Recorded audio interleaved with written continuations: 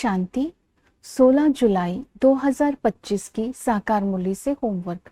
आज की मुरली से हम फ्लो चार्ट को देखते हुए किसी एक पॉइंट का मनन चिंतन करते हुए अपने अंदर देखेंगे कि मैं आत्मा इस संगम पर फरिश्ता रूप कहाँ तक बनी हूँ, मेरी जर्नी कहाँ तक आई है। तो मैं सतो प्रधान तक आई हूँ या त्रेता तक आई हूँ, इसका आज अपने अंदर चिंतन करेंगे फ्लो चार्ट को देखते हुए। तो आज हम लक्ष्य लेंगे अमरपुरी का मालिक बनने के लिए सच्चा ब्राह्मण बनने का पुरुषार्थ करना है। आज हम स्वमान लेंगे, मैं विश्व कल्याणकारी आत्मा हूँ। अंतर्मुखी बन करके एक रस स्थिति के आसन पर विराजमान होकर के मन और बुद्धि को एक बाबा पर एकाग्र करके अपने अंदर साइलेंस की पावर को जमा कर साइलेंस का स्वरूप बन करके संपर्क में आने वाली आत्माओं की बुद्धि को एक सेकंड में एकाग्र कर देते हैं और अपनी अलौकिक भाषा के द्वारा, जो नैनों की भाषा, संकल्पों की भाषा और भावना की भाषा, इस अलौकिक भाषा के द्वारा इस विश्व की आत्माओं को जो भी उनकी इच्छाएं हैं, आशाएं हैं, उसको पूरी कर रही हूँ। क्योंकि जब हमारी नैनों की भाषा, भावना की भाषा और हमारी जो दृष्टि है, नैन है, तो दूसरों को परख सकते हैं इसको क्या चाहिए। ये अलौकिक भाषा कब हमारे अंदर धारण होती है?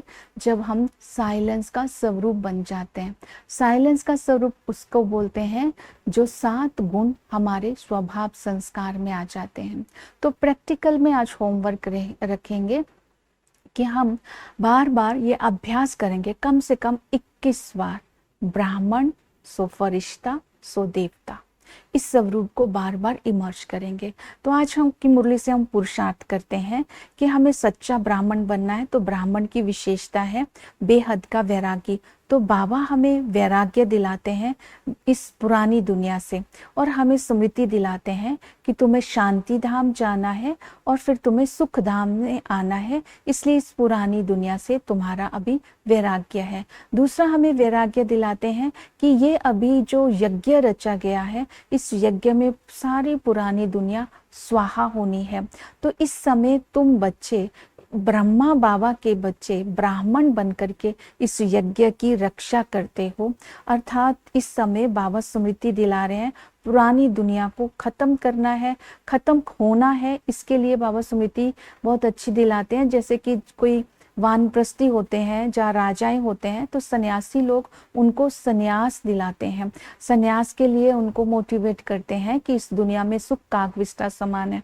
म्यूनिसिपल वाले भी जो पुरानी जगह हो जाती है तो उनको खाली करा देते हैं। इस तरह बाबा भी हमें बेहद का वैरागी बनाते हैं कि ये दुनिया भी पुरानी हो गई है, इसे खाली होना है। अर्थात पुरानी दुनिया को अब नई दुनिया में बदलना है। तो सब कुछ इस यज्ञ में स्वाहा हो जाना है। दूसरी विधि बताई है कि जो सच्चे ब्राह्मण होते हैं वो संपूर्ण निर्विकारी होते हैं। बाबा ने हमें स्मृति दिलाई, जब तुम पतित कुल में आ जाते हो, जब तुम शूद्र कुल में आ जाते हो, तो शिव बाबा ब्रह्मा के द्वारा हम बच्चों को एडॉप्ट करते हैं। तब हम ब्राह्मण कुल में आ जाते हैं। तो बाबा आकर के हमें पावन बनाते हैं और निमित्त बनते हैं ब्रह्मा बाबा। तो बाबा कहते हैं तुम्हें अभी माया के वश नहीं होना है, माया पर विजय प्राप्त करनी है। अगर माया के अधीन हो जाएंगे तो पद भी भ्रष्ट हो जाएगा और सजाएं भी खानी पड़ेगी। तो पवित्र बनने के लिए कुछ धारणाओं पर अटेंशन देनी है, अपने धर्म और कुल को स्मृति में रखना है। इस समय हमारा श्रेष्ठ धर्म है और हमारा श्रेष्ठ कुल है और हम ब्राह्मण चोटी है। ये छोटा सा धर्म है, इसलिए चोटी भी छोटी सी है, क्योंकि थोड़े समय के लिए ही ये संगम युग होता है। अपने आप को हल्का रखना है और रूहानी भाषा का अभ्यासी बनाना है। जैसे कि ऊपर बताया कि नैनों की भाषा, संकल्पों की भाषा और भावना की भाषा, ये साइलेंस पावर से हमारे अंदर आती है। तो बाबा ने कहा जीवन मुक्त तो इसी संगम युग पर ही बनना है। तो अपने धर्म और कर्म को श्रेष्ठ बनाना है। इस समय ही हम बाबा से ये पवित्रता की धारणा के अपने अंदर धारणा करते हैं। तो उसके साथ साथ बाबा ने कहा कि तुम्हें चक्र को बुद्धि में रखना है, क्योंकि संगम पर बाबा आकर के हमें स्मृति दिलाते हैं तुम ब्राह्मण ही 84 जन्म लेते हैं, ब्राह्मण ही देवता क्षत्रिय वैश्य शूद्र कुल में आते हैं। जब हम चक्र को बुद्धि में रखते हैं तो माया के चक्र से मुक्त हो जाते हैं और इसमें हम अपने स्वरूप को इमर्ज करते हैं। हम क्या थे, अब क्या बन गए, फिर क्या बनना है। जैसे कि आदि में हम श्रेष्ठ थे, देवता थे, हमारा धर्म श्रेष्ठ था, हमारे जो धर्म श्रेष्ठ था, हमारा कुल भी श्रेष्ठ था, हम देवता कहलाते थे। वहां आपस में बहुत प्यार था, सुख शांति पवित्रता थी। वहां पर किसी प्रकार की पूजा नहीं होती थी, अकाल मृत्यु नहीं होती थी। गार्डन ऑफ फ्लावर था, सभी जीवन मुक्ति में थे। जब मध्य में आते हैं तो बाप रावण आकर के सब कुछ खल्लास कर देते हैं। हम भक्ति करना शुरू कर देते हैं, धर्म भ्रष्ट हो जाता है। भक्ति करते हुए भी हम सीढ़ी नीचे उतरते आते हैं, देवता धर्म नहीं रहता है। तो अंत में बाबा हमें स्मृति दिलाते हैं कि भक्ति, जैसे ही बाबा आते हैं तो भक्ति सबसे पहले खल्लास होती है, ज्ञान का बीज डालते हैं और हम शूद्र से ब्राह्मण चोटी बन जाते हैं और स्वर्ग के मालिक बनने का पुरुषार्थ करते हैं। फिर बाबा ने कहा सच्चा ब्राह्मण वो होता है जो सदा ही याद की यात्रा में रहता है। एक बाबा पर निश्चय रखने से और याद की यात्रा में रहने से ही आत्मा पावन बन जाती है। तो याद की यात्रा में रहने के लिए इस शरीर को भूलना होगा, शांति धाम और सुख धाम की यात्रा करनी होगी। इसके लिए चाहिए निश्चय बुद्धि। तो बाबा ने कहा पहले बुद्धि में आत्मा को निश्चय करना है। जब आत्मा का निश्चय होगा तो परमात्मा की याद स्वतः ही ठहर जाएगी। बार बार अभ्यास करना होगा कि मैं आत्मा हूँ, इस देह से न्यारी हूँ, मेरा घर परम धाम है, मैं आत्मा इस समय बाबा से ज्ञान ले रही हूँ, मेरा 84 जन्मों का पाठ है। बाबा निराकार है, ब्रह्मा के द्वारा हमें ज्ञान देते हैं, वो सदा ही शिव है, रहम दिल है, पतित पावन है। तो इस समय हम निश्चय रखते हैं कि हम बाप को भी पहचानते हैं और स्वयं को भी पहचानते हैं।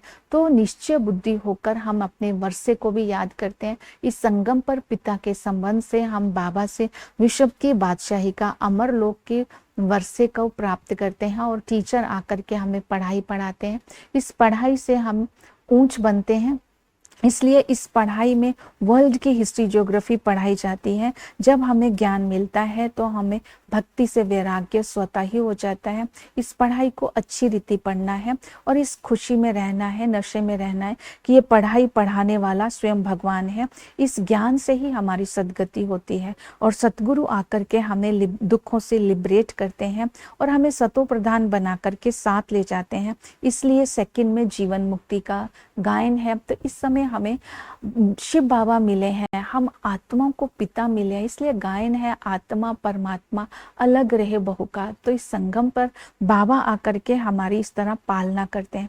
तो सेवा में अपने आप को बिजी रखना है। इस संगम पर बाबा ने हमें समझ दी है कि दान और पुण्य आत्मा किसे बोलते हैं। तो पुण्य अल्पकाल का और आधा कल्प का पुण्य क्या होता है, भक्ति और ज्ञान में क्या अंतर है, स्वर्ग और नरक में क्या अंतर है। बाबा ने कहा मोक्ष किसी को नहीं मिल सकती, पाठ सबको ही बजाना होता है।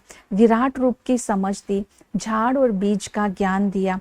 तो दैवी धर्म की स्थापना कब और कैसे होती है ये सब समझाया। इन सब ज्ञान का विचार सागर मंथन कर दूसरों की सेवा भी करते रहना है। ओम शांति।